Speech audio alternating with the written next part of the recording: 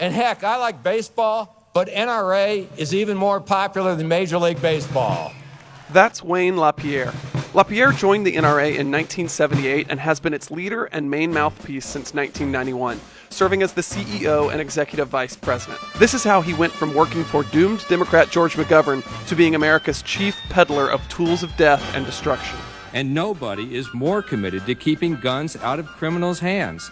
That's obviously in our best interest. Before emerging as the face of the NRA, Lapierre worked as a political consultant to an array of Virginia Democrats during his time at Boston College, before jumping from legislation to lobbying as executive director of the NRA's lobbying arm. There is no record of him working towards, caring about, or supporting gun rights before that time.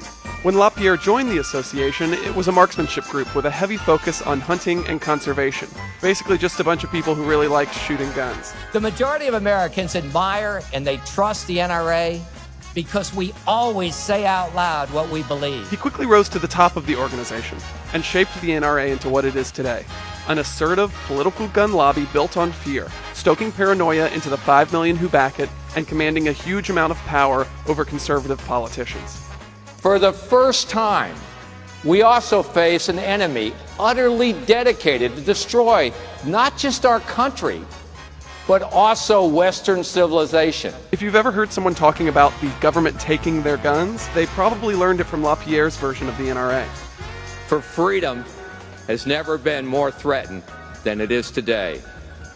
The next 650 days are the most dangerous days in history for the Second Amendment and for our personal freedom. That's how long President Obama has left. When a federal judge who strongly supports the NRA pushed for lessening the ammo capacity of certain weapons, Lapierre concluded that it would make no difference. I don't think it will.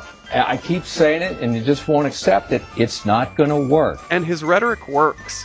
There hasn't been any meaningful gun reform legislation since 1994.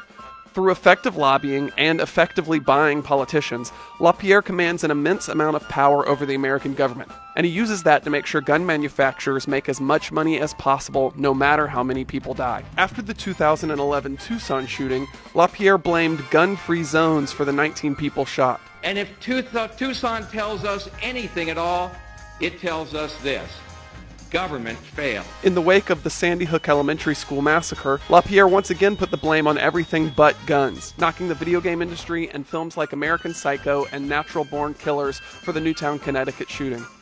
There exists in this country, sadly, a callous, corrupt, and corrupting shadow industry that sells and stows violence against its own people through vicious, violent video games. Following the massacre, Lapierre claimed the problem was that there weren't enough guns. The only thing that stops a bad guy with a gun is a good guy with a gun. Just 3 days after the Aurora shooting, Lapierre sent out a paranoid letter to the members of the NRA, claiming the re-election of Obama would result in confiscation of our firearms. With Lapierre at the helm, the NRA has donated more than $30 million to Trump's campaign. And here was somebody willing to put everything aside and go out there and take tremendous courage and, go out and fight to save this country. And it paid off. And I just said to Wayne and I just said to Chris, I will not let you down. Remember that. I will not let you down. So how much does Lapierre get paid for all this? About $1 million, the price it takes to be protected. Hillary Clinton would have been catastrophic to the Second Amendment.